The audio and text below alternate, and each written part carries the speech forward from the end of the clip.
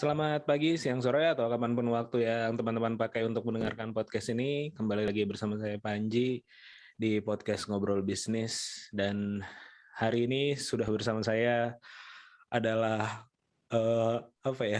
Jawara dari Banten. Orang Banten ya. Abdul Rahman Hafidz, luar biasa ini. Dan mensayangkan saham masyarakat. Jadi kita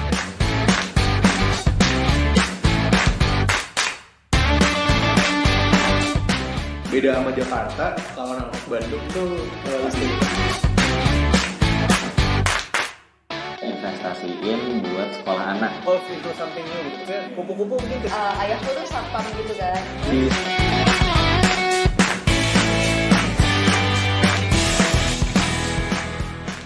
Emang kabar, bro? tinju aja. Sehat bro, sehat. Rohman ini adalah teman perjuangan, teman seapartemen kita dulu ya di Berlin. Terus 10 tahun yang lalu ya, by the way udah 10 tahun ya. Jauh ya. Persis ini kan 2000 iya, betul. 2021 ya ke 2011 kan.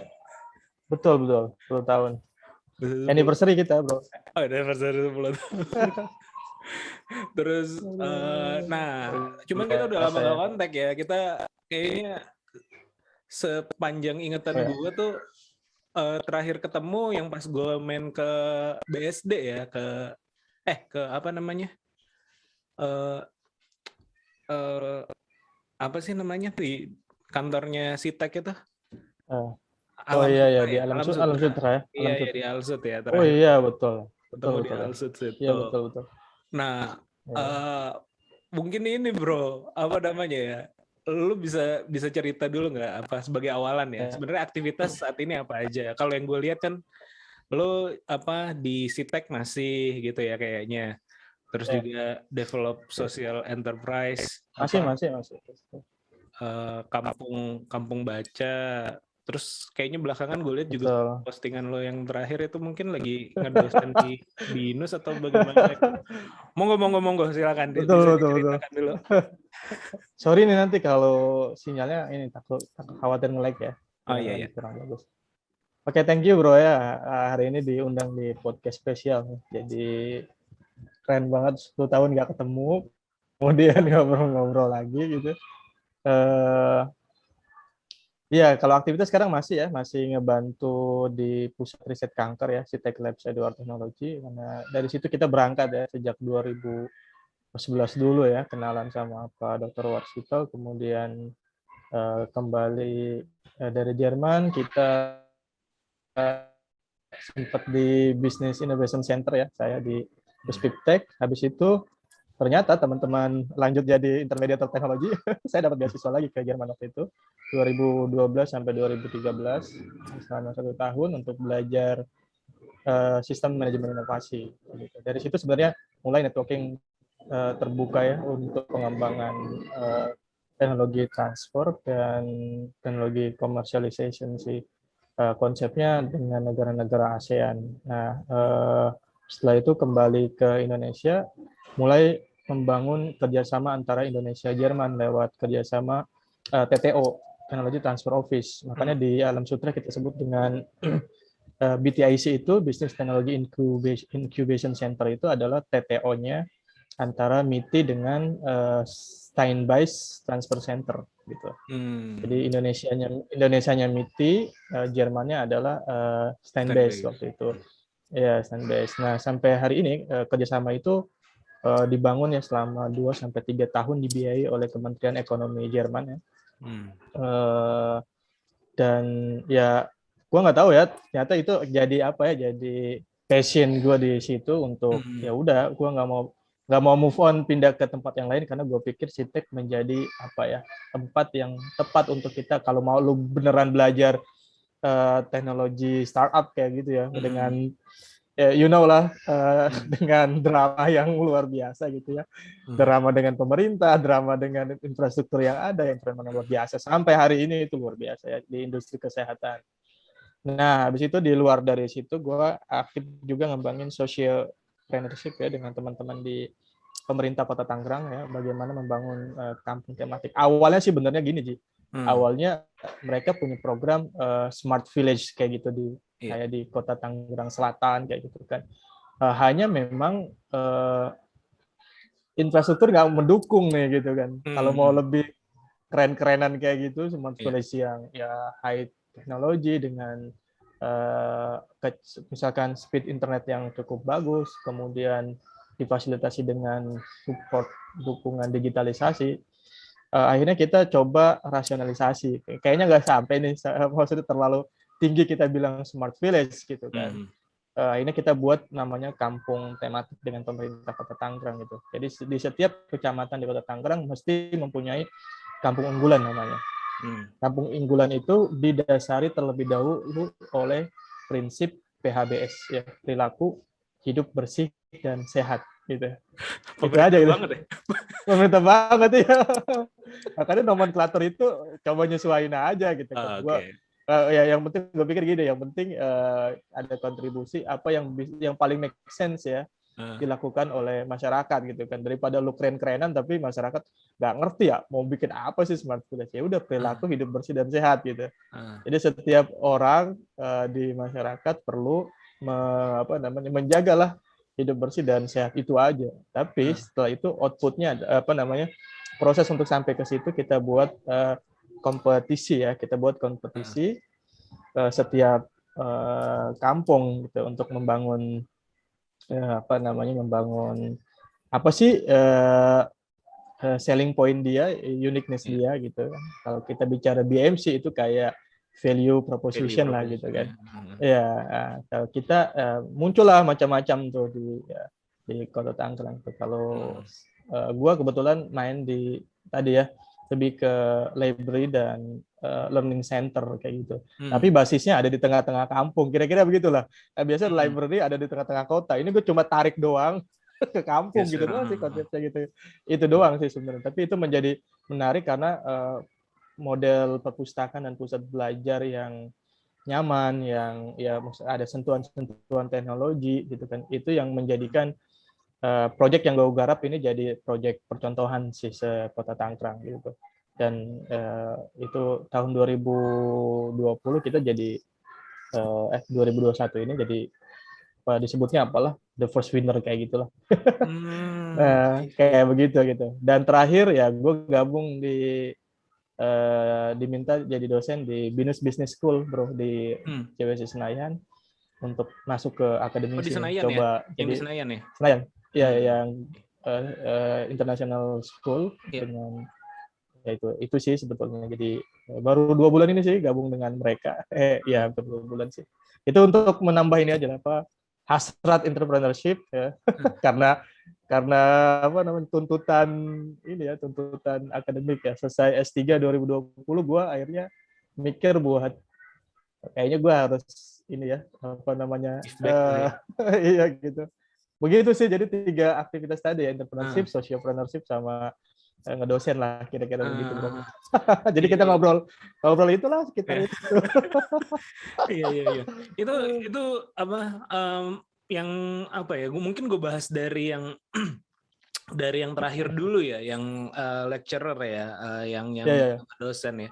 Gue juga baru tahu sebenarnya ketika kemarin lo post itu bahwa Rohman ini ternyata udah S3 gitu, udah doktoral, luar biasa sekali gitu loh. Gue sebenarnya agak nggak nyangka karena gue pikir track lo adalah track ketika kita baru kenal ya, atau waktu dulu ngobrol segala macam ya, tracknya adalah track entrepreneurship ya, mungkin pengusaha gitu ya, mungkin tidak terlalu mendalami ke kita belajar umum gitu, bukan belajar struktural kayak gitu. Atau tadinya gue sangka ini anak nih tipe-tipe politisi nih nantinya nih. Gue kira seperti itu gitu loh. Nah cuman kenapa lo memutuskan itu S3-nya di UNJ ya? Gue lihat lo kan. Iya di UNJ. S2-nya di? Ya S2 waktu itu gue ya di Indonesia juga sih. Iya. Kenapa lo apa ya? kenapa lu memutuskan untuk sekolah ya pada waktu itu S2 ke S2 selesai lalu lanjut S3 lagi gitu. Iya, menarik dia. Politisi, gue ketawa juga. Ya dulu sempat sekarang ada yang udah jadi modal. nawarin. Tapi sekarang udah ada modal loh untuk jadi politisi, dan gue lihat juga kan secara pembawaan sangat cocok lah, presence di sosial medianya, dan dari dulu gue yakini itu. Dan salah satu teman-teman kita di sesama waktu itu ke Jerman, Rohman yang punya modal kayak gitu. Iya. Prediksi lu sih tepat ya. Gue kayak di Kota Tangerang nih kayak digadang-gadang nyalon wali kota segala macam. Gue pikir ngapain gitu kan. Iya, masuk bursa di partai politik itu ada bro di Kota Tangerang. Tapi gue pikir waktu itu gue milih untuk, gue masih muda, gue pikir gue harus ekspor dulu lah. Maksudnya cari modal bukan hanya modal knowledge ya, tapi juga modal money bro gitu. Gue juga buka ini startup bisnis ya di bidang cargo handling karena aktif juga di Kadin, di Kamar Dagang, Chambers of Commerce chapter bandara. Jadi kalau arah track itu ada sih pengusaha ya, kemudian politik itu ada celahnya. Tadi gue mikir bahwa gue nggak cukup sampai di situ ya. Waktu gue balik dari Jerman yang pertama itu, kita sempat dilema tuh sebelum berangkat itu bro, harusnya itu program non gelar ya yang inovasi. Kemudian di tengah-tengah perjalanan dari GIZ-nya itu minta bahwa program ini setara Master of Science kayak gitu. Gue pikir ya mau pulang gue dapat ijazah, gue langsung bisa S3 gitu, S2 dari Jerman gitu kan. Nah sampai keluar itu masih Kementerian Ekonomi Jerman dengan kampus yang ada di Jerman belum kayak ya gimana gitu ya, belum firm gitu kan. Ya gue pulang tanpa ijazah dong gitu, tapi ada knowledge gitu kan. Ya udah gue cuek aja. Nah kalau kita di Indonesia kan nggak ada program teknologi transfer ya bro. Ada kayaknya di Universitas Sumbawa ya, gue lihat Dr. Zulkifli Mansyah itu buat jurusannya teknologi transfer kalau nggak salah ya gitu. Di yang lain-lain tuh nggak ada gitu. Tapi gue nggak milih ke situ, gue milih karena gue waktu itu dibantu Powers itu minta peneliti ini yang banyak ini perlu dikelola gitu. Jadi gue diminta fokus ke human capital ceritanya. Ya udah gue daripada gue ngambil training kursus gitu kan, gue kuliah aja deh human capital ya di salah satu universitas di Indonesia. Abis itu kok gue nikmatin ya bagaimana sekolah dan jurusan itu menjadi konsentrasi gue di gue ngambil human capital, ngebantuin orang buat bagaimana ngebenerin perusahaan segala macam kayak gitu. Nah habis selesai sekolah baru 1 tahun, gue mikir kenapa gue nggak lanjut S3 gitu ya. Nah gue lanjutlah S3 ya di Jakarta waktu itu. Mikirnya bahwa sambil kuliah sambil kerja, gue sambil belajar tadi ya, matengin di human capital tadi. Gue ambil lagi lah jurusan manajemen bisnis ya.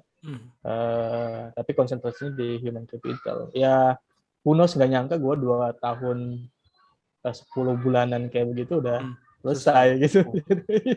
Cepat juga gitu. Cepat banget.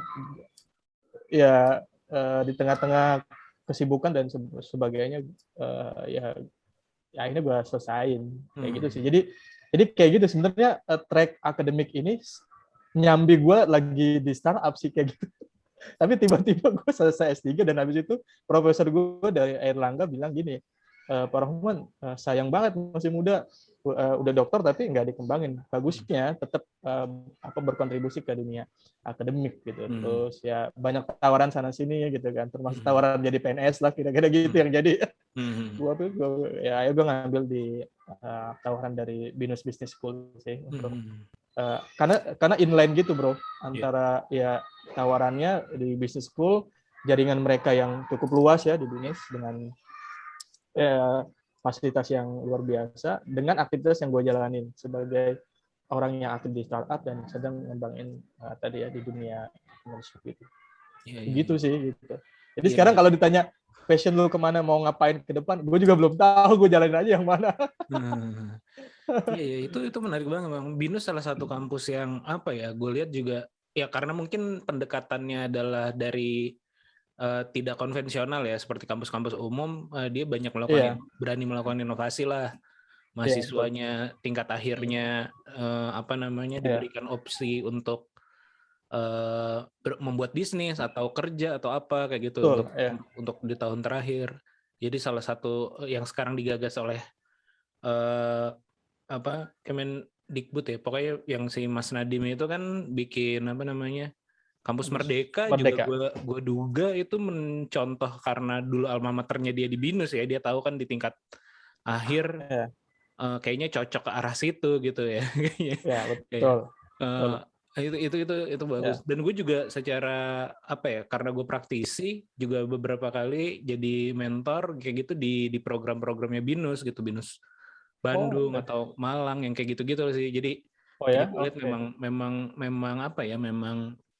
memang tepat lah, apalagi lo juga tadi ada aktivitas lainnya yang memang menunjang, jadi bisa saling mengisi. Dan balik lagi ke kesimpulan gue atau kedugaan gue, itu sangat cocok brandingnya nanti untuk dibangun sebagai politisi. Bercanda ini ya. Gue aja mengingatkan. Seingat gue lo kan dulu ketua BEM ya? Kita seangkatan apa lu senior 1 tahun ya di atas gue ya atau senior 1 tahun? Si Ucup. Oh iya, lu Ucup ya. Lu kan ketua BEM Iya, BEM fakultas. BEM universitas. Universitas. Iya. Ya, masa lalu bro, gue lupa udah. Iya, makanya. Jadi ide lah. Oke, itu menarik banget bro, bagaimana motivasi lo terus juga sejalan dengan apa yang lagi dikerjakan di SITEK ya. Mungkin ini ya sedikit ini ke SITEK, berarti sebenarnya bisa dibilang lo bisa sampai ke titik ini itu karena di SITEK itu sangat terbuka ya, membuka banget akses, juga membuka banget, maksudnya seringkali kalau kita ibaratnya kalau gua kerja gitu ya, atau ada karyawan gua kerja, gue pasti njagain banget nih karyawan, lu jangan mendua lah atau jangan apa. Tapi justru kalau di SITEK, di Pak Warsito dan Pak Edi, justru malah membuka hal-hal kayak gitu ya. Iya, ini menariknya gitu. Menariknya kan memang ya Pak Warsito sama Pak Edi kan orang-orang yang punya peran besar ya buat kita dulu di Intertek gitu kan. Jadi kayak ada privilege lah buat mereka yang kayak lu udah punya knowledge gitu kan, terus gabung ke gua gitu kan. Kalau misalkan lu harus mau bermetamorfosa jadi berkembang besar gitu, lu cari kemana aja dan bagaimana aja. Yang penting bisa membangun SITEK dengan cita-cita yang besar gitu kan, karena kita punya kayak gini loh, kayak ring 1 gitu kan. Emang nggak semuanya sih nggak punya privilege yang bisa walau dia kerja di sini bisa ngerjain yang lain kayak gitu. Kayak ada beberapa orang yang dikasih kesempatan untuk lu bisa juga buat startup bisnis gitu, lu bisa juga sekolah. Kayak kemarin kita kenal Mas Andri ya, dengan pada saat SITEK lagi hektik-hektiknya, tapi Pak Warsito ngizinin dia untuk sekolah ke NTU gitu. Iya, NTU. Gue juga lagi S3, jadi ring 1-nya lagi pada hilang, tapi tetap kita bertanggung jawab untuk mengerjakan itu. Dan Pak War bilang bahwa sedang kalian kembali ke kantor dengan knowledge yang baru, dengan paradigma yang baru, maupun dengan orang banyak segala macam, kita akan tumbuh lebih besar ketimbang kalian di sini netep tapi ilmunya segitu-gitu aja gitu. Gitu kayak gitu. Jadi kayak apa ya, investment in advance lah kayak gitu. Dia sadar betul bahwa di situ investasi dia gitu kan. Ya, itu kan prinsip foundation ini ya, human capital investment kan kayak begitu. Iya benar. Kalau dari sudut pandang human capital memang itu investasi sih. Kalau dalam konteks maksud gue kalau dalam konteks disekolahin, oke, nggak masalah sih kalau disekolahin. Cuman kan ini bukan cuma disekolahin tapi kayak dibiarkan atau malah diizinkan untuk melakukan aktivitas misalnya entrepreneurship lain yang lo lakukan misalnya di Kota Tangerang atau juga sambil mengajar. Kalau dari tim SITEK melihat hal itu, apakah memang dibiarkan berkembang nanti biar bisa membuka jaringan kah, atau ada intensi untuk ke arah sana, atau memang ya udahlah nggak apa-apa sekedar aja gitu, atau memang biar ini adalah strategi, atau memang kebetulan seperti itu? Kalau menurut lo ya, kalau menurut pandangan lo. ini agak sedikit ini. Iya, tapi gini bro, you know lah bisnis itu kayak gimana gitu. Jadi setiap kebijakan diambil pasti akan lu pasti akan terima return. Tetapi kan kapan kita nggak pernah tahu kan return itu seperti apa. Dan gue meyakini bahwa ketika itu privilege dikasih ke kita cukup besar gitu kan, ada strategi yang kita bangun. Kayak misalkan gue kerjasama dengan teman-teman di pemerintah Kota Tangerang gitu kan. Kita who knows kan ke depan misalkan Sitek butuh perizinan dan sebagainya. Kita komunikasi dengan Pak misalkan wali kota segala macam. Itu juga menjadi jaringan yang cukup luas kan. Dan sampai hari ini kita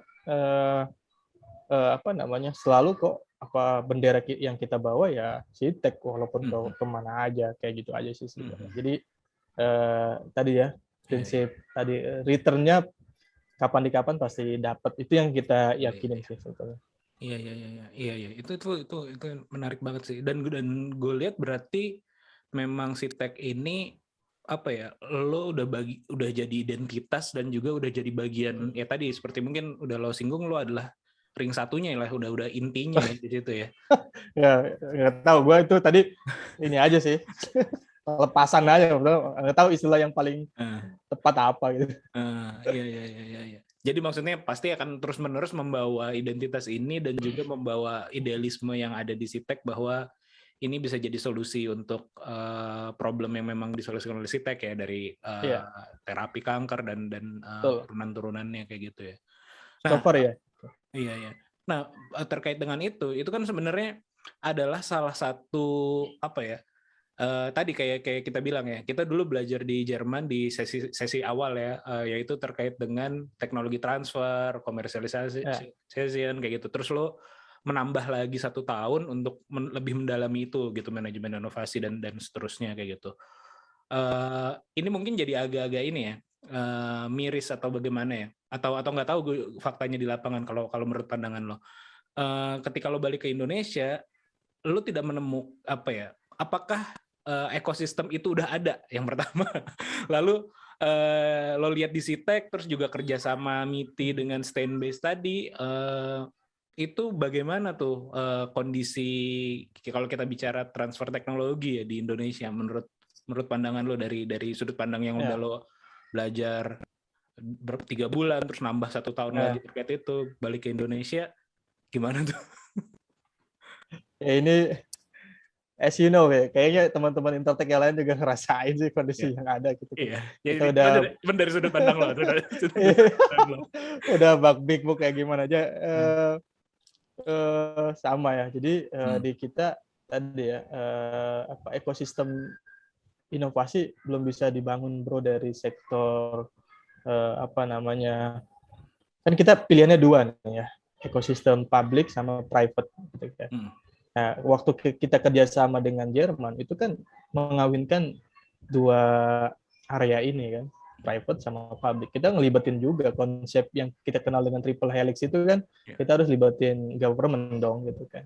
Tapi apa yang terjadi, mereka besoknya pada project base gitu kan, kemudian seremonial talk kayak gitu kan. Sebenarnya kita udah bikin master plan yang kira-kira keren lah gitu ya, yang Jerman minded. Tapi mentoknya pada hal-hal yang kecil. Lu tahu kerjasama kita hancur karena apa? Cuma karena terlambat tanda tangan, birokrasi itu. Dan orang Jerman ketawa-tawa gitu kan. Masa kamu nggak bisa ngurusin cuma tanda tangan dan itu udah deadline? Ya, itu yang membuat kita itu ya begitulah, you know lah, itu jadi birokrasi yang hancurin. Padahal nggak make sense gitu kan, kerjasama yang udah keren-keren gitu kan, yang ngalahin hanya birokrasi yang ada di kita. Jadi infrastruktur tadi ya, barriers-nya gitu kan adalah itu gitu kan. Kalau enablers ya enablers kita kan ya kayak SDM kita yang ngerti tentang inovasi udah banyak banget, tapi balik ke sini ya kayak begitulah gitu kan. Kita udah bangunin, yang bayangan kita waktu itu adalah teknologi transfer office itu dapat memfasilitasi ya hal yang paling kecil ya small medium enterprises lah kayak gitu ya.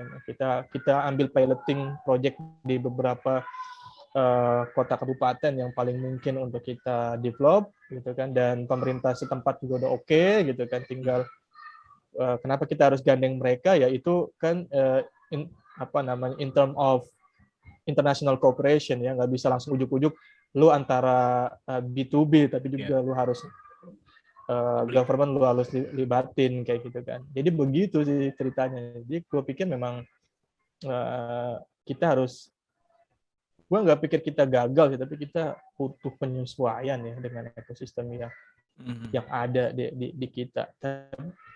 Kemudian ya gue pikir yang paling bagus untuk menggerakkan sektor inovasi adalah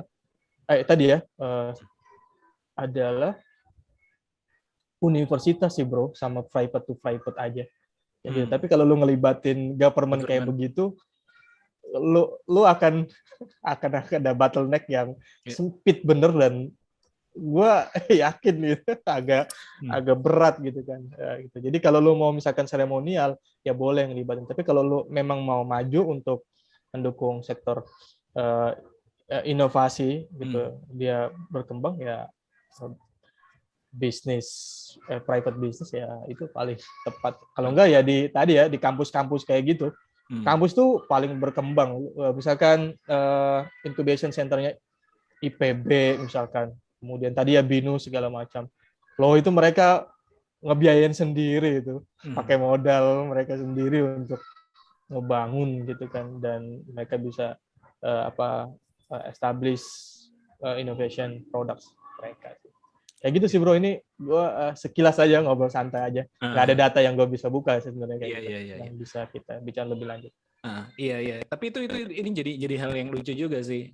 Gue nih harusnya persis di waktu kita meeting ini harusnya tuh ada meeting dengan BRIN ya, dengan apa namanya Badan BRIN ya, Riset Nasional, Badan Riset dan Inovasi Nasional itu. Cuman kemarin makanya gue pas lo ajuin, gimana kalau besok 8:30 aja gitu kan.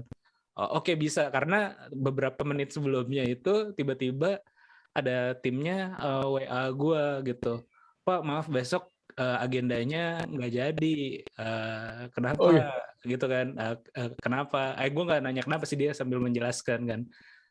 Karena semua pejabat struktural lagi diberhentikan.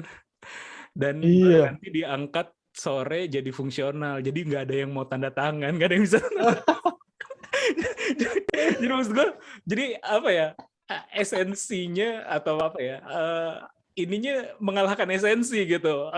Kita kan esensinya kita harus ada meeting nih untuk lagi ada agenda urgent lah atau yang penting itu mau kita bahas gitu. Tapi administrasinya tidak bisa bukan dibalik gitu loh, bukan dibalik kan. Kalau kita biasa mungkin di private ya apalagi ya terutama biasanya kita mendahulukan esensi kan. Ini gue pokoknya pengen A gitu, caranya ya dicari lah gimana caranya gitu loh, biar bisa ini terjadi.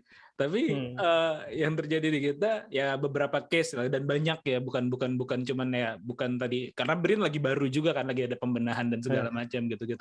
Cuman yang udah di institusi yang sudah established lama juga apa ya, secara kaku gitu ya kesannya kaku gitu. Ya, apa namanya, tambahan info. Gue dapat info juga. Gimana? Gue baru dapat info semalam juga dari profesor di Batam ya. Dia bilang sekarang udah nggak ada Batan 8 mas, semuanya udah jadi BRIN. Malam ini Pak, malam ini. Iya kemarin juga gitu, nggak jadi meeting. Salah satunya apa, gue pikir maksudnya kan ada esensi yang lebih urgentnya lah. Kalaupun masalah itu nanti bisa dikejar atau bagaimana mungkin ya teman-teman ya. Yang nggak tahu juga ya, mungkin memang beda mindsetnya seperti itu. Tapi kan kita udah 10 tahun ya sejak berangkat ke Jerman pertama kali, dan juga mungkin 7 tahun setelah lo balik dari pendidikan tambahan dengan GIZ itu ya, program yang ASEAN German Innovation ya. Nah itu menurut lo setelah 7 tahun atau setelah 10 tahun ini lebih baik nggak sih kondisi ekosistem inovasi di Indonesia, atau misalnya kalau kita bicara praktis inkubator atau playernya ya, inkubator, teknologi transfer office, jauh lebih baik nggak sih menurut pandangan lo? Iya, ya sebenarnya sorry to say ya. Nah. Jauh bro, jauh semangatnya jauh, turun bro, drastis. Justru Ya turun menurut lo semangatnya? menurut gue tuh semangatnya turun. Kayak kita, kayak misalkan gue ngelihat ya, waktu kita pulang itu kan banyak teman-teman kita ya, mungkin lo juga ya, ada incubation center segala macam, termasuk MITI yang ada di kita juga gitu. Itu kan waktu itu kita jadi backbone kita itu kayak ngarepin, maksudnya proyek-proyek pemerintah segala macam kan kayak gitu ya, untuk bisa bertahan hidup lah.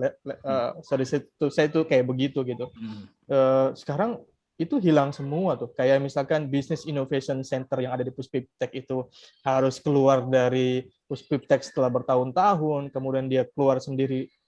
Akhirnya fasilitas yang ada ya, penelitian baru ya di Puspiptek gitu, atau ada di lingkaran LPNK, Lembaga Pemerintahan non Kementerian, itu nggak ada lagi fasilitator yang bisa mengencourage kayak dulu kan ada 100% plus innovation gitu kan bukunya ya yang di BIC ya Pak Kristanto itu. Gue rasa sekarang jadi kayak apa ya, gaungnya juga turun gitu kan. Kemudian dulu Pak Sandi juga kan di Innotech segala macam, itu juga enggak lagi gitu kan. Tapi yang gue lihat emang pertumbuhan yang pesat sekarang adalah UMKM sih bro.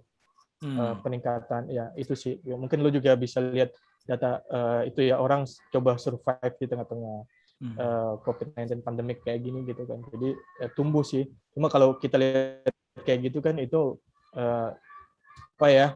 first stage dari innovation scope kita gitu. Belum kita ya itu hanya misalkan ya numbuhin entrepreneurship index aja sih. Walaupun kalau kita lihat di data global ya, kayak misalkan perbandingan antara Global Innovation Index dengan Global Entrepreneurship Index, ya entrepreneurship-nya naik tapi inovasinya yang menurun. Itu cuma karena misalkan orang bikin produk walaupun nggak inovatif dia laku karena orang pengen ngedukung wirausaha. Kayak gitu doang sih sebetulnya. Tapi kalau kita bicara atas nama incremental enggak. Jadi ya sebenarnya gua lihat ya itu yang terjadi yang sekarang kayak gitu. Apalagi di era pandemi sekarang sih. Ini nggak tahu ya. Gue lihat dari tadi indeks secara global entrepreneurship kita naik sih untuk ya pasca ini. Cuma innovationnya justru turun gitu kan. Yang dari beberapa fakta yang terjadi. Ya kalau misalkan nggak terjadi pandemi, mungkin kita akan berkata lain ya. Cuma ini juga akan menjadi PR besar buat kita untuk bangkit lagi sih. Jadi sebenarnya kan gini, entrepreneurship plus innovation adalah competitiveness kan, iya nggak sih? Iya kan? Betul. Itu kenapa secara indeks global kan ketiga-tiganya punya indeks tuh. Global Innovation Index, Global Entrepreneurship Index, sama Global Competitiveness Index kan, gitu kan. Karena memang tiga ini ya, perkawinan lo berwirausaha ditambah lo berinovasi, ya competitiveness index kita bisa naik gitu kan. Jadi sekarang kalau kita bicara hanya yang naik hanya entrepreneurship index, nggak dicampuri misalkan tidak ada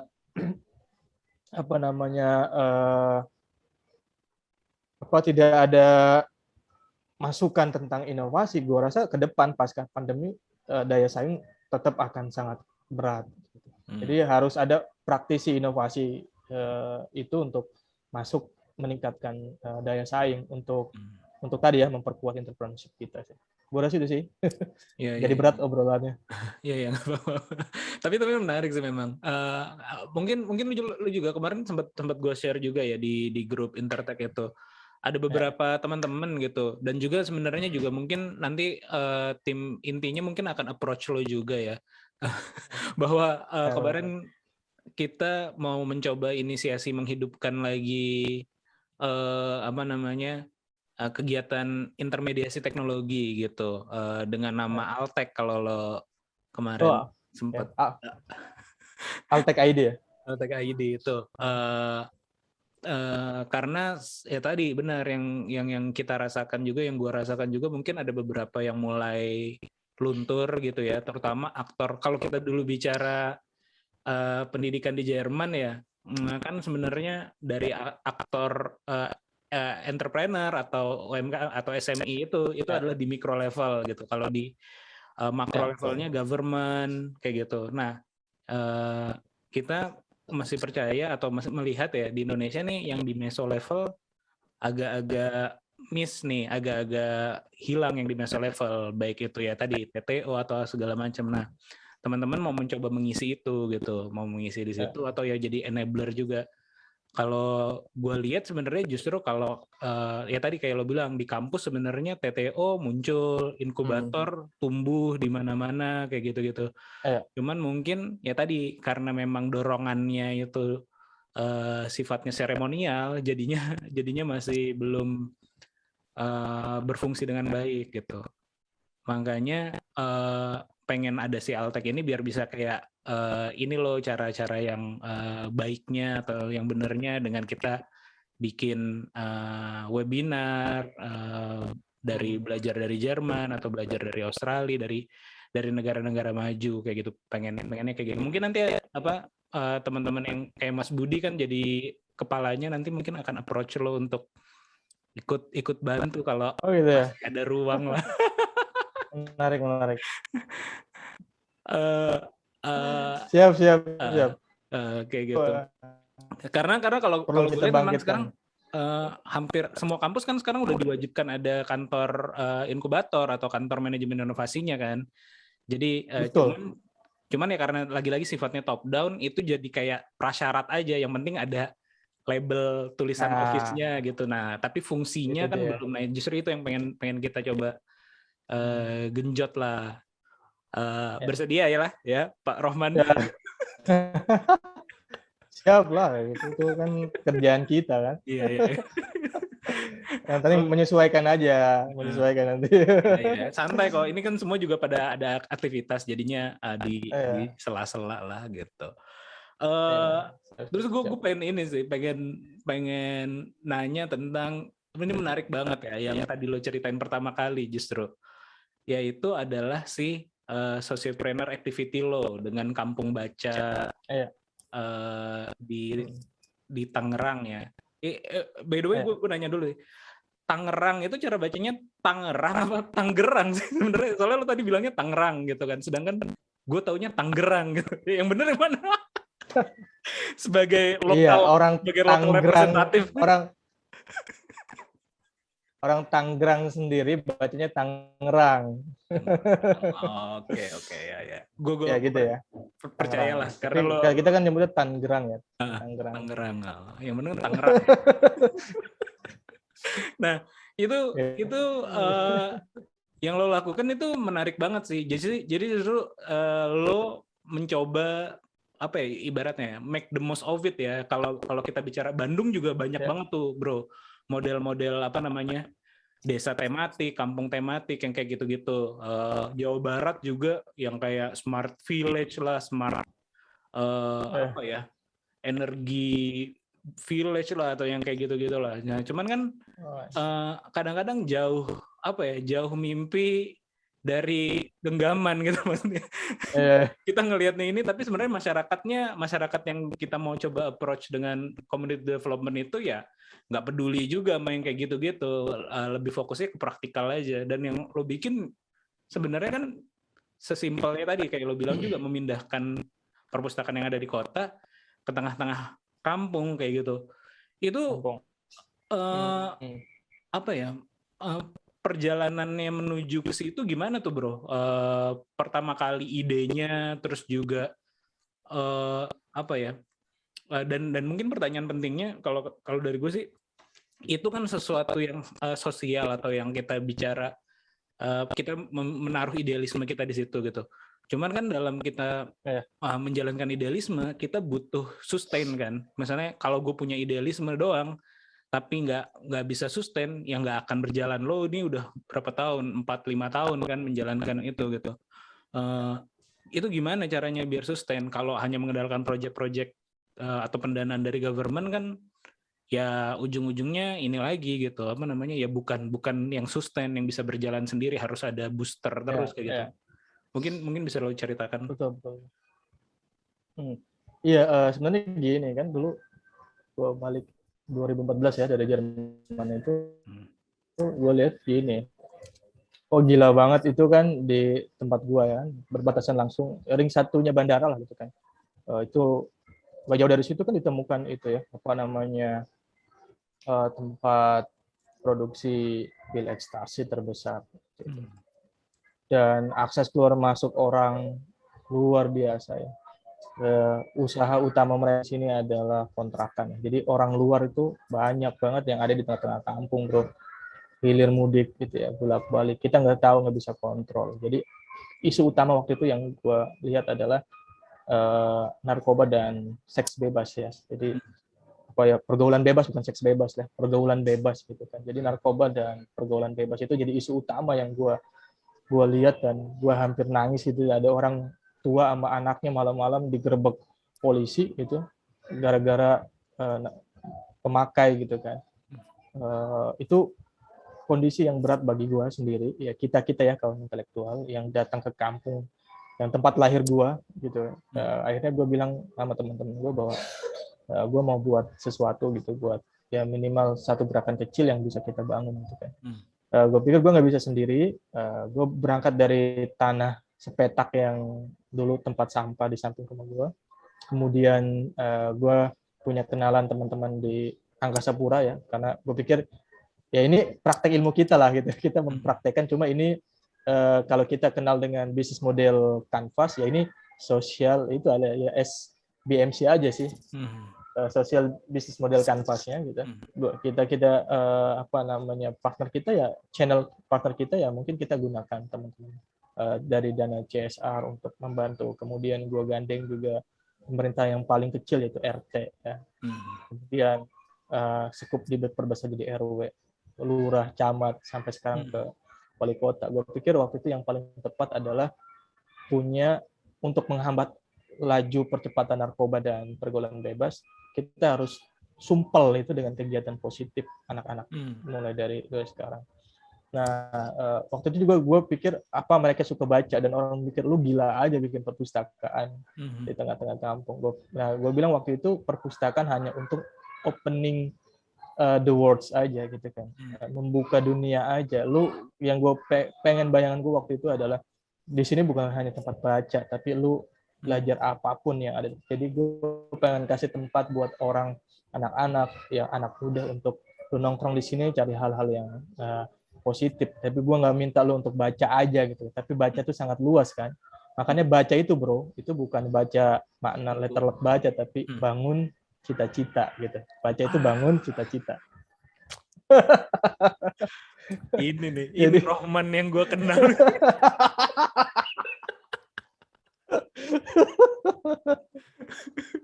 Itu. Jadi kampung baca itu kampung membangun cita-cita. Makanya tagline-nya adalah opening minds to the world ya, membuka mata melihat dunia, kira-kira begitu gitu. Itu yang gue jual akhirnya. Itu yang gue jual gitu kan. Dan di Kota Tangerang nggak ada ya, kampung tematik biasanya hanya pohonan gitu kan. Tadi perilaku hidup bersih dan sehat, enggak, gue bukan hanya ngebangun itu, tapi gue ngebangun mental gitu. Banyak orang-orang datang ke sini nanya, mana kah kampungnya nggak ada yang ini. Tapi yang gue pikir, ngebangun orang itu nggak seperti makan cabai bro, lu makan langsung pedes, gue bilang kayak gitu. Ini 10 tahun ke depan akan muncul orang-orang baru, dan gue bisa berkontribusi walaupun sedikit. Akhirnya waktu kemarin 2020 ya, kita launching namanya SKSS ya, satu keluarga satu sarjana. Gitu. Oh iya, gue baca tuh, gue baca di postingan. Iya, itu satu keluarga satu sarjana. Gue kerjasama dengan media, dengan universitas, dengan CSR, dengan itu gue untuk apa namanya, biar dia ngedengerin konsep yang gue bangun kayak gitu. Bagaimana? Karena kan orang selama ini nanya kan, kalau di kampung-kampung yang lain 3 bulan udah panen, gila loh, masa gue 3 bulan orang udah sukses kan gitu kan. Ya akhirnya untuk mengukur yang kualitatif menjadi kuantitatif gitu kan, lihat saya kayak gitu. Gue harus buat dong gimana caranya untuk itu jadi kuantitatif gitu kan. Ya udah, SKSS itu kan satu keluarga satu sarjana ya. keukur. Gue bilang 10 tahun kalau dia sekarang SMA berarti kan 4 tahun ke depan di dalam keluarga itu udah ada 1 orang sarjana. Targetnya kayak begitu gitu kan. Kalaupun nggak semuanya jadi sarjana, yang penting gue udah punya data kuantitatif bahwa ada berapa yang udah jadi sarjana kayak gitu kan. Dan kalau orang nanya gue bisa jawab dong gitu dengan program Kampung Baca ini sebagai agregator untuk sampai kepada angka-angka itu, gitu kan, sarjana itu. Jadi gue bilang ke mereka 10 tahun ke depan Anda datang ke Kampung Baca, Anda ketuk pintunya, maka tidak ada satupun rumah yang di dalamnya tidak ada seorang sarjana. Gue bilang begitu.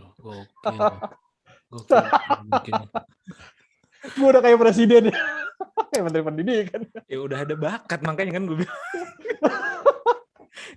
Semua dikerjain gitu. Kacau gitu. Tapi gue berani aja ngomong kayak begitu karena apa ya yang terjadi adalah ya dulu kan kita juga di Jerman gitu ya. Ya udah mimpi aja lu pulang ke Indonesia mau bikin apa waktu kita bikin pilot project kan. Udah keren-keren kan semuanya kan. Ya udahlah. Ada yang bikin lele lah, terus susu kambing etawa segala macam. Ya udahlah, lu mau ngapain? Nah, itu juga gue terapin juga sih gitu. Iya. Gitu mau cerita di balik layar. Itu keren banget sih, Bro. Ini berarti gue menyambung ininya ya. Berarti ini memang lokasinya kalau per se ya, yang disebut Kampung Baca ini memang deket tempat tinggal lo. Memang deket rumah lo banget ini. Iya, iya, sebelahan. Cuma dulu kan ini Kampung Baca itu dulu bentuknya hanya bangunan ya. Itu yang disebut Kampung Baca dulu ya perpustakaan dan pusat belajar. Sekarang yang disebut Kampung Baca itu se-RW itu, ya tadinya se-RT, itu se-RW. Jadi orang masuk situ sekarang ngasih alamatnya Kampung Baca. Nah, sekarang Kampung Baca itu jadi daerah gitu tuh. Kalau dulu kan nama perpustakaan Kampung Baca, sekarang enggak, kampung kita disebut Kampung Baca. Jadi orang kalau nanya tinggal di mana? Di Kampung Baca. Anjir. Lu sampai ngerubah nama daerah lo itu anjir, gokil banget. Ibarat Agim tuh. Ibarat Agim Geger Kalong tadinya tidak dikenal atau dikenal sebagai tempat apa ya, nggak jelas gitu, gara-gara ada Darut Tauhid itu udah jadi Geger Kalong Darut Tauhid gitu. Bener Geger Darut Tauhid. Itu juga kampung itu tadinya itu gokil banget sih. Ini tapi memang di daerah situ tadinya atau ya beriringan lo dewasa di sana atau remaja dan dewasa di sana, memang pada waktu itu jarang yang kayak lo nih outliers gitu. Maksudnya tiba-tiba bisa sekolah S1, bisa ke Jerman, bisa ke mana-mana kayak gitu-gitu. Memang jarang yang pada waktu itu di situ. Jarang bro gitu. Jadi mereka seperti mendapatkan apalah gitu kan. Hadiah dari langit kira-kira begitu gitu kan. Oh iya, gue inget lo sempet cerita kalau pas lagi mau berangkat ke Jerman udah kayak dianterin haji lo ya.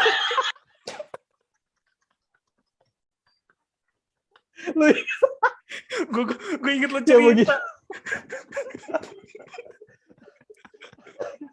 Makanya gini ya. Jadi gue pikir gini. Mungkin ya kalau gue sukses ya itu kan. Itu bukan karena doa gue. Ada orang kampung yang banyak bener ngedoain biar ada yang jadi. Gokil. Iya, gue ingat cerita apa ya, tinggal deket bandara tapi jarang yang ke bandara gitu ya. Ibaratnya ya pada waktu itu ya. Iya. Jarang yang naik pesawat, bro. Susah. Di sini nyari kerja susah dulu. Susah gitu. Bokap gue aja dulu almarhum ya, kerjanya cuma supir truk yang angkut barang kargo kayak gitu kan. Terus gitu kan, enggak, boro-boro lo mikirin naik pesawat segala macam ya. Kita kemudian tingkat kerjaan ya, labor index kita juga paling di sana jadi kayak office boy kayak gitu ya kerja operasional kayak gitu. Dan sekarang sih udah banyak yang di kantor ya, di bandara kerja sebagai kayak ya banyak lah. Ya walaupun masih gue sendiri masih belum puas bahwa gitu. Makanya gue sekarang caranya adalah gue masuk jadi pengurus Kadin Bandara, bro. Jadi Kadin itu ada chapter bandara gitu, Soekarno-Hatta. Dan ya strategi gue pikir yang main di sana bisnis itu semua orang-orang yang jadi lingkaran mereka gitu. Dan gue harus masuk ke mereka agar bukan buat kepentingan gue pribadi sih. Gue pengen gimana caranya cita-cita gue yang inline terus harus gue dorong gitu. Dengan seperti itu gue punya jaringan dan bisa bantu orang-orang sini sih kayak gitu. Iya. Begitu sih. Betul. Ya untuk pribadi juga nggak apa-apa sih bro, sedikit lah. Ya ada lah. Nggak, karena iya bener banget sih. Biasanya memang kalau di antara apa ya, kalau kita bicara komplek lah ibaratnya ya. Kalau dalam lingkup lebih kecil gitu ya. Kalau kita bicara komplek gitu, pasti ada dinding pembatas antara komplek itu dengan kampung kan, dan yang mana itu jadi gapnya gede banget gitu. Dinding mah cuman setinggi itu gitu, tapi gapnya justru bukan gap dinding, tapi gap ekonomi, gap pendidikan. Anak kampung main sama anak komplek tuh susah kayak gitu kalau kita lihat. Ya.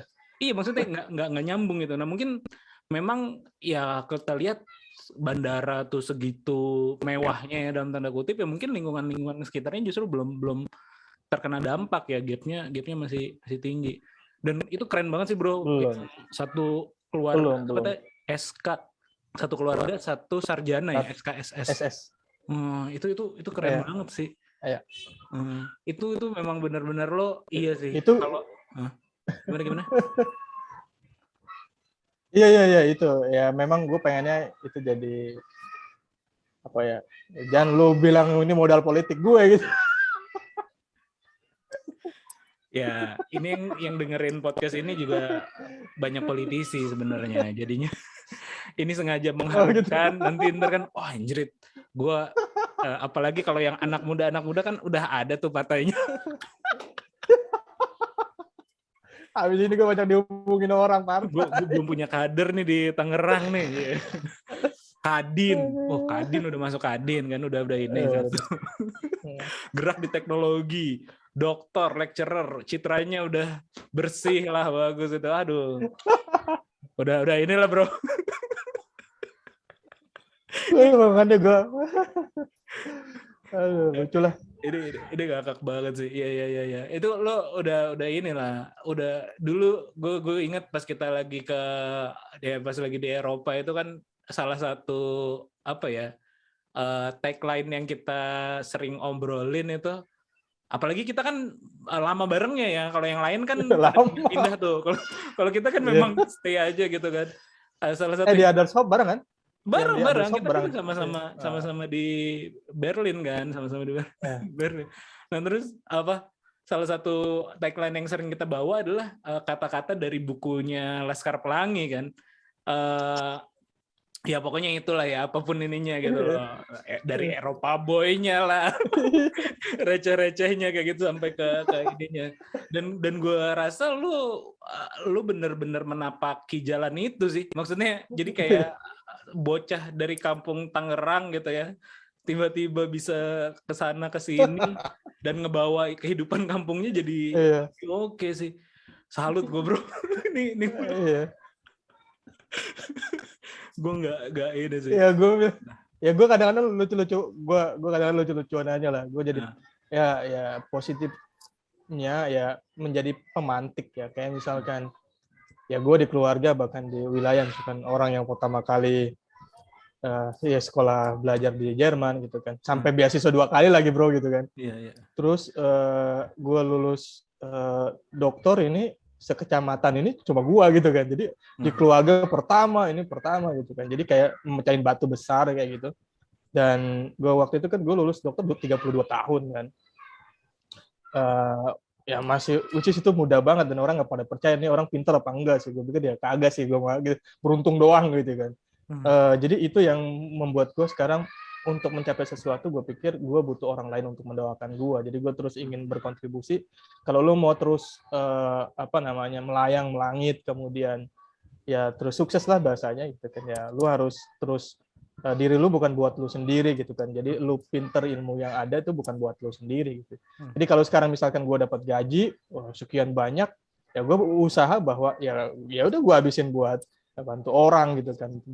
Sisa dari kehidupan kita karena hak mereka semua. Itu yang gue lakuin dari dulu sih gitu kan, bahwa ya udah ini banyak hak orang, dan gue pikir itu yang akan ngebuka jalan gue juga kok, nanti returnnya pasti balik ke gue kok. Jadi gue sampai hari ini nggak pernah bosan untuk maksudnya terus ngebantu mereka, walaupun tantangannya kan besar ya, dari keluarga sendiri, dari orang lain, gitu kan. Dipikir lu kok nggak kaya sih gitu kan, nggak belum punya rumah gitu kan, segala macam lah diobrolin kayak gitu. Gue pikir gue bilang gini, kalau gue hanya ngurusin diri gue gitu kan, kekayaan gue dari lu gitu kan, cuma kan gue gak mikir diri gue gitu kan. Yang di jalan ini banyak sekali gitu kan ya. Maksudnya ini prinsip-prinsip yang gue pikir gue masih muda, gue nggak mau cari kepuasan buat diri gue dulu gitu kan. Gue pengen ya biar orang lain juga menikmati, dan adanya gue juga harus dirasakan oleh orang lain sih. Karena kan yang tadi gue ceritain, gue berangkat ke Jerman aja kayak orang antar haji gitu. Jadi orang doanya udah kayak jadi semoga pulang jadi menteri. Emang bisa gitu kan jadi menteri? Enggak gitu kan. Tapi yang kayak begitu di Betawi, bro. Kan lu juga tinggal di keluarga inilah. Betawian kan gitu. Ya hal-hal yang kayak gitu mujarab, bro, buat bisa kita kalau kita manfaatin, kita monetizing lah gitu kan. Jadi keberkahan, monetasinya jadi keberkahan. Luar biasa kan. Karena kan istilah monetizing itu cuma duit kayak. Kita mesti monetizing keberkahan tuh muncul dari situ sih. Gue ngomong udah kayak ustad ya. Udah pakai baju koko cocok. Itu satu lagi tadi tuh yang lo terucap, mungkin bagi lo sederhana tapi itu juga jadi keren sih. Lo dokter pertama di kecamatan, bro. Sekecamatan. Halo. Halo. Iya. Lu dokter pertama di dokter pertama di sekecamatan itu juga amazing sih. Gue juga dari kampung di Jakarta Timur gitu. Cuman ya agak lebih ke kota lah, maksudnya yang gue nggak pertama juga atau apa kayak gitu. Tapi itu ini apa ya, keren banget sih. Ini mungkin pertanyaan terakhir ya. Lo dengan segala udah pencapaian lo ya, atau 2 pertanyaan terakhir ya, karena gue ada lagi tiba-tiba. Lo dengan segala pencapaian lo udah sekolah tinggi gitu, lo ngerasa ada gap nggak sih dengan lingkungan tempat lo tinggal gitu? Kayak misalnya lo di luar sana ngobrolnya tentang transfer teknologi, ngobrolnya tentang manajemen inovasi, ngobrolnya tentang human capital index dan seterusnya. Ketika lo balik ke rumah, ada nggak sih orang yang bisa lo ajak ngobrol gitu? Nyambung nggak sih sama teman-teman lo dulu kayak gitu? Lo ngerasa kesepian nggak dengan gap itu gitu? Ada bro. Awal-awal gue disebut kayak orang gila gitu ya. Ini ya konsep. Akhirnya gue belajar bagaimana di masyarakat itu tentu yang dibutuhkan bukan semua ilmu kita dipakai, semua kita kerahkan energi kita di situ, enggak gitu. Itu ilmu-ilmu yang simpel-simpel aja yang lo mungkin gak dapat di Jerman sih gitu. Mungkin lo dapat waktu di sekolah gitu kan. Kayak misalkan menghormati orang yang lebih tua gitu kan, mendengarkan, menegur, ya itu yang gue lakuin gitu aja gitu kan. Menyayangi, itu aja bro gitu kan. Gue nggak banyak juga ngomongin tentang konsep besarnya, gue nggak juga ngomong bagaimana milestone kampung baca ke depan. Toh mereka juga nggak tahu sebetulnya yang gue lakuin ini adalah konsep dari triple helix konsep, innovation program, scoop. Itu kan ngapain gue ceritain kayak begitu gitu kan. Yang tahu ya mereka dapat manfaat dari situ. Kemudian kalau tanya lu ngobrol sama siapa aja sih, gue akhirnya buat anak-anak muda itu komunitas angkasa, bro. Komunitas angkasa itu anak-anak muda yang udah pada kuliah ya, yang juga menjadi agregator untuk program SKSS, yang mereka mau juga pengen keluar negeri, pengen bagus gitu kan. Nah, akhirnya gue ya walaupun ya kalau lihat frekuensi ya masih jauh, maksudnya banyak yang belum nyambung ya cara kita diskusi, tapi gue pikir itu cukup buat gue untuk nemenin gue di rumah gitu, ngobrol tentang hal-hal yang nomenklatur yang tadi lah ya, yang kita kenal dengan innovation, yang human capital kayak begitu sih. Jadi ya nggak kehilangan sih, justru cita-cita gue akan membuat kan kita dulu kenal dengan konsep inti plasma ya. ya Dam plotting system itu kan ada inti plasma kayak gitu. Jadi gue pengen ada plasma baru yang muncul sih kayak gitu. Intinya udah ada, tinggal plasma baru yang muncul, dan konsep kita yang kita kembangkan ini akan dari pemerintah bilang akan diduplikasi ke setiap kecamatan di Kota Tangerang. Ada 13 kecamatan yang nanti akan ada kampung baca sendiri. Nah, itu yang gue sebut dengan plasma gue sih kayak gitu sih. Jadi tapi kalau yang beneran teman diskusi banget tentang ya gue nggak ketemu, dan akhirnya di masyarakat ya dikenal lagi ya manggilnya Ustadz gitu kan. Ya disuruh macam-macam gitu. Ya gue nikmatin aja gitu kan.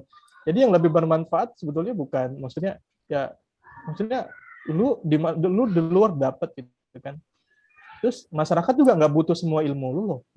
Lu nggak akan diminta semua ilmu yang lu dapat di masyarakat. Mungkin yang kecil-kecil aja itu udah membuat mereka amazing, udah membuat mereka ya puas segala macam gitu.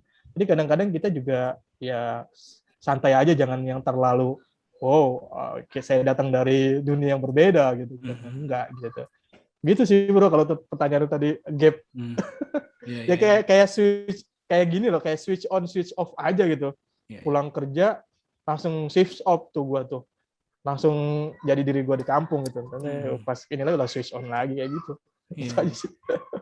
Iya, betul. Iya, soalnya gue juga kadang-kadang kayak gitu ya. Kebetulan kalau teman-teman besar bareng ya ada memang yang mungkin bisa tetap diajak nyambung gitu. Teman kan kalau yang enggak dan lebih banyak yang enggak, ya obrolan tongkrongan kan kebanyakan kalau gue lihat di referensi ke gue kan kebanyakan hanya kayak gitu. Nah, padahal ya kita pengen ngebangun, apalagi di konteks lo pengen ngebangun ya lingkungan itu biar bisa sama-sama maju lah. Oke bro, sukses terus buat ininya di SITEK-nya sukses, siap. juga di kampung bacanya sukses, di amanah barunya di dosen juga sukses gitu. Mudah-mudahan bisa jadi di struktur juga nantinya ya di binusnya. Ya target guru besar. Wih, mantap. Dan mudah-mudahan juga sudah ada panggilan-panggilan dari rakyat nanti siap. Paling dekat apalagi nih bro yang mau lo lakukan dari 3 hal tadi mungkin sekilas aja gitu, lagi di tahap apa, mau ngapain, beberapa step ke depan kayak gitu. Ya. Kalau 3 tadi ya, kalau gue pecah dari 3 tadi, untuk yang socialpreneurship, kampung baca gue ini mau kita duplikasi ya ke daerah-daerah lain gitu kan, karena kita jadi percontohan. Itu aja sih, pengen ini ada di tempat lain. Kemudian untuk SITEK, gue lagi bantu dukung kerjasama dengan ini ya, Turki untuk apa namanya, beli vaksin. Ekspansi ya, ekspansi keluar gitu kan. Itu juga yang kita lagi bangun.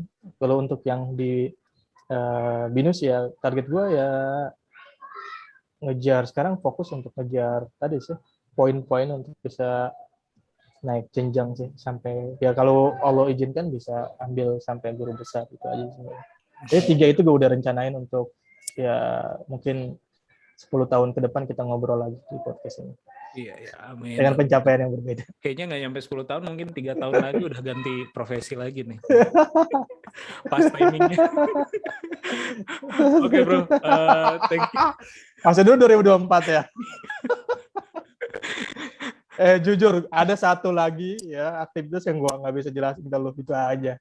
Off the record. Yang lu pasti ngakak. Lu pasti ngakak. Ya, off the record aja, off the record. Oh, iya, itu tebakan gua, katanya bener juga.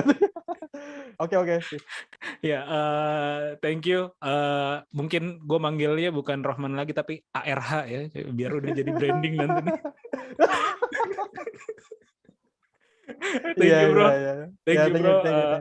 Makasih juga yang udah dengerin sampai akhir.